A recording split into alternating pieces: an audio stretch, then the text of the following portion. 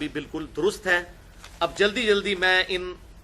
پانچوں طریقوں کو رپیٹ کر دیتا ہوں۔ سجدہ صاحب کے جو ہم نے 5 طریقے صحیح بخاری اور صحیح مسلم کی روشنی میں بھی سیکھے ہیں۔ پہلا طریقہ یہ ہے کہ تشہد میں آخری رکعت کے اندر سلام پھیرنے سے پہلے 2 سجدے کیے جائیں اور پھر دائیں اور بائیں سلام پھیر دیا جائے۔ دوسرا طریقہ یہ ہے کہ آخری تشہد میں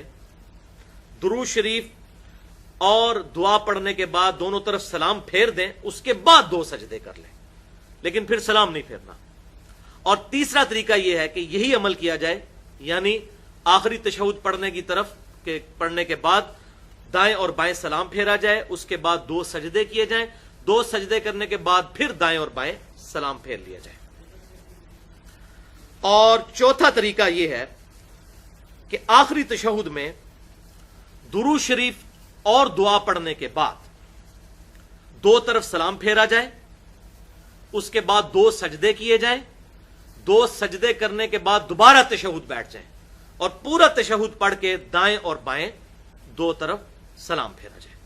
اور 5واں طریقہ بھی اسی کی ایکسٹینشن ہے، جو میں نے بتایا ابراہیم نخعی رحمۃ اللہ علیہ المتوفی 96 ہجری جو تابعی ہیں اور امام ابو حنیفہ رحمۃ اللہ علیہ کے دادا استاد ہیں، ان سے ثابت ہے کہ آخری رکعت میں تشہد پڑھنے کے بعد، اب اس میں آپشن ہے، چاہے تو عبدہ و رسولہ تک پڑھ لیں، چاہے پوری دعا تک تشہد پڑھ لیں، دونوں طرح درست ہے۔ وہ کم از کم ہے عبدہ و رسولہ تک،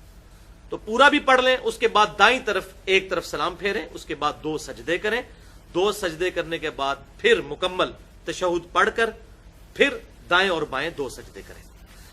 تو ابراہیم نخعی نے جو فرمایا کہ صحف میں اور جنازے میں ایک سلام ہے، تو یہ ایک سلام انہوں نے کیوں کہا کہ صحف کے 2 سجدوں سے پہلے ایک سلام ہے، جو آخری 2 سجدے پھیرے جاتے ہیں وہ نماز کو مکمل کرنے کے لیے، اور یہ جو آخری 2 سلام جو پھیرے جاتے ہیں، جو یہ پہلا دائیں طرف ایک سلام پھیرا جاتا ہے وہ صحف کا سلام ہوتا ہے،